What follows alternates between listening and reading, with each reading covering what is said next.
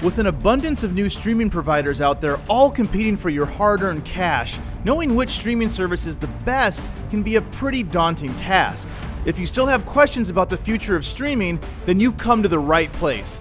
This is the state of streaming.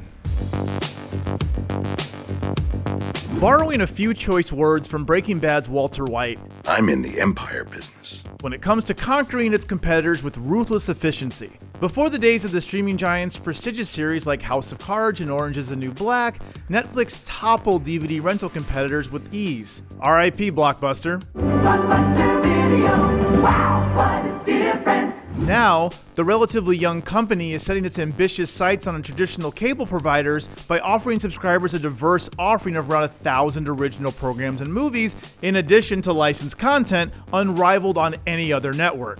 That doesn't mean that every show or movie Netflix touches turns to entertainment gold.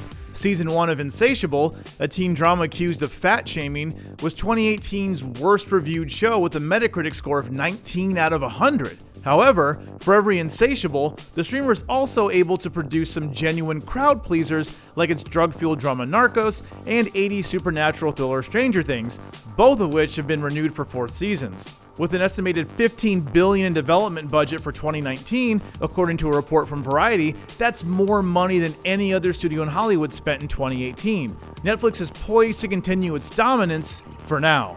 But with mounting competition from the cheaper Disney Plus platform and the upcoming Peacock and HBO Max services in 2020, is Netflix still king of the streaming universe? Let's take a closer look at what Netflix has to offer in late 2019 and if it's worth your hard-earned cash.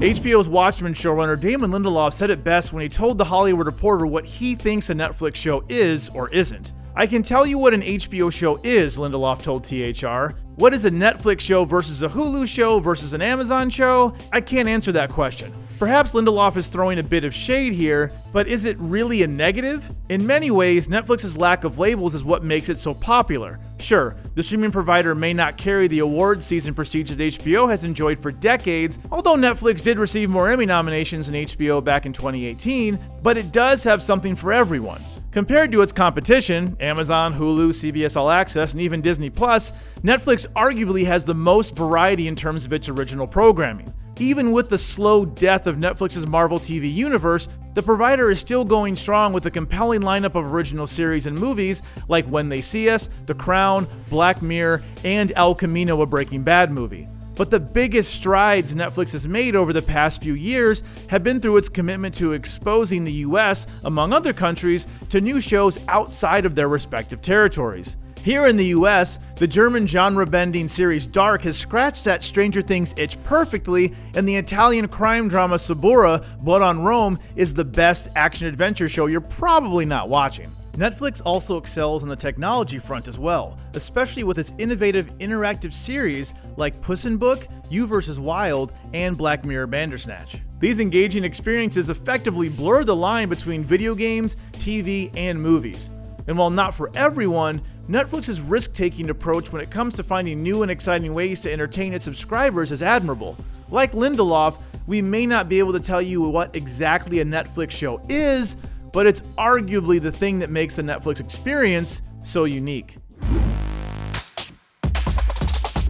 Over the past several years, Netflix has honed its user interface into a well-oiled digital machine with easy access across a myriad of devices including game consoles, laptops, tablets, and smartphones. As long as you have data on your phone or a Wi-Fi connection, you can stream Netflix. The streamer even allows downloads for offline viewing. Amazon and Disney Plus also have this feature if you're going to be in a place where the internet is spotty. Key criticisms of the streaming service center on what happens after you finish watching an episode.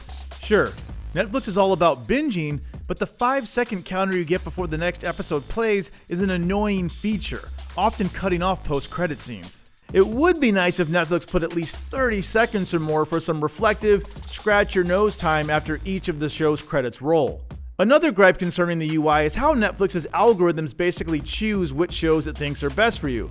While this feature can be helpful if you're feeling indecisive, the system can also hinder your discovery of certain movies or shows you never knew were there, and probably never will. On a personal note, since I watch a lot of sci-fi programs like Altered Carbon and Lost in Space, It took a friend's recommendation for me to discover a thriller like You, which Netflix would consider outside of my viewing wheelhouse. Instead of curating the What's Trending tab to your particular recommendations, it would be awesome to also have a general What's Trending in the US or around the world section to see what other subscribers are consuming.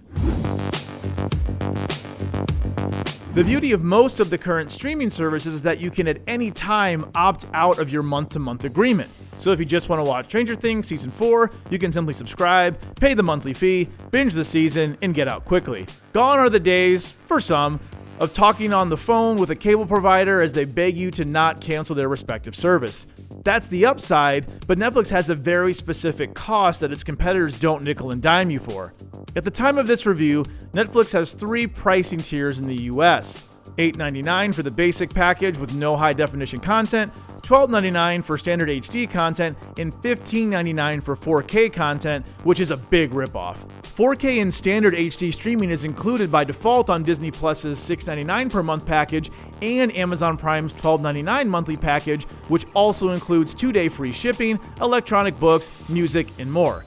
Netflix may still be the king when it comes to variety and a smooth user interface, but its premium pricing could push subscribers to look elsewhere when cheaper streaming providers become available.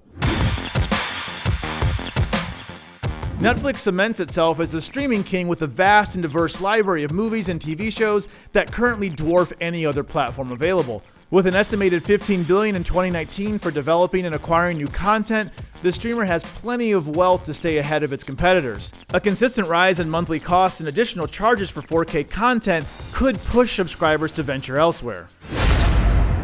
All week long, as part of IGN's State of Streaming series, we'll be debuting reviews and in-depth analysis about current streaming providers like Netflix and Amazon, as well as upcoming services like NBC Universal's Peacock and Warner Media's HBO Max. So keep it locked on IGN this week for all of your streaming needs.